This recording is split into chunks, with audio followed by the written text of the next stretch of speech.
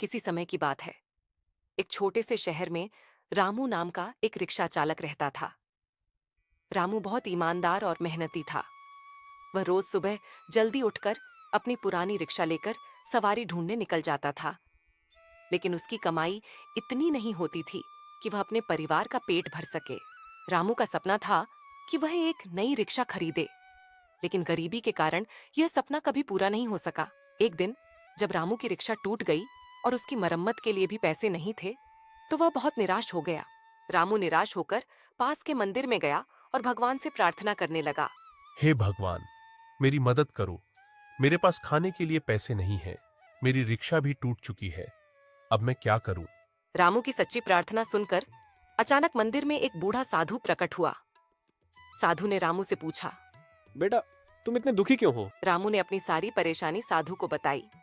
साधु ने मुस्कुराते हुए कहा, चिंता मत करो, ये लो, ये एक चमत्कारी रिक्शा है। इसे संभाल कर रखना, ये तुम्हारी हर समस्या का समाधान करेगी। लेकिन याद रखना, इस रिक्शा का उपयोग केवल अच्छे कामों के लिए करना। अगर तुम लालच में पड़ोगे तो ये तुम्हारे लिए अभिशाप बन जाएगी। साधु ने रामू को एक चमचमाती नई रिक्शा दी और गायब हो गया। रामू ने उस रिक्शा को देखा तो वह बहुत खुश हुआ। वह रिक्शा न केवल सुंदर थी, बल्कि बहुत हल्की और आरामदायक भी थी।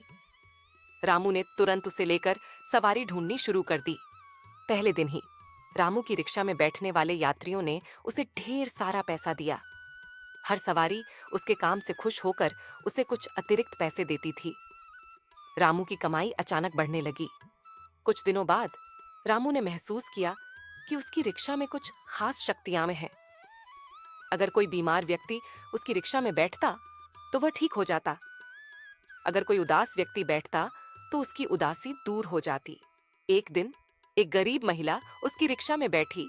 उसने बताया कि उसके पास अपने बीमार बच्चे का इलाज कराने के पैसे नहीं हैं।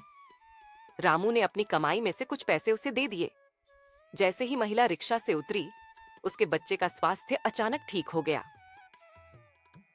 रामू को समझ में आ गया कि यह साधारण रिक्शा नहीं है, ये वास्तव में एक चमत्कारी रिक्शा है।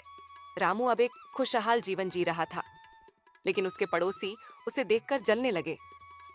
एक दिन उसके दोस्त श्याम ने उससे कहा, तुम्हारी कमाई अचानक कैसे बढ़ गई? तुम पहले तो बहुत गरीब थे। रामू ने उसे अपनी चमत्कारी रिक्शा के बारे में बताया। श्याम ने लालच में आकर रामू से वह रिक्शा मांगी, लेकिन रामू ने मना कर दिया और कहा, यह रिक्शा मुझे भगवान ने दी है। इसका उपयोग केवल अच्छे कामों के लिए किया जा सकता है। श्याम ने सोचा कि अगर वह यह रिक्शा चुरा ले तो वह अमीर बन सकता है।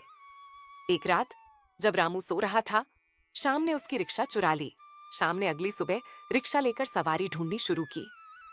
पहले दिन उसे बहुत सारा पैसा मिला, लेकिन वह पैसे पाकर इतना लालची हो गया कि उसने गरीब सवारियों से 2 गुना किराया लेना शुरू कर दिया। जैसे जैसे श्याम का लालच बढ़ता गया, रिक्शा की चमत्कारी शक्तियां कम होने लगीं। अब जो भी उसकी रिक्शा में बैठता, वह बीमार हो जाता या किसी न किसी परेशानी में फंस जाता। धीरे धीरे लोग श्याम की रिक्शा से डरने लगे और उसमें बैठना बंद कर दिया। रामू को जब यह पता चला कि उसकी रिक्शा श्याम ने चुरा ली है, तो वह बहुत दुखी हुआ। उसने भगवान से प्रार्थना की, हे भगवान, मैंने इस रिक्शा का हमेशा अच्छे कामों के लिए उपयोग किया। कृपया इसे मेरे पास वापस लाओ। अचानक रामू के घर के बाहर वही बूढ़ा साधु प्रकट हुआ।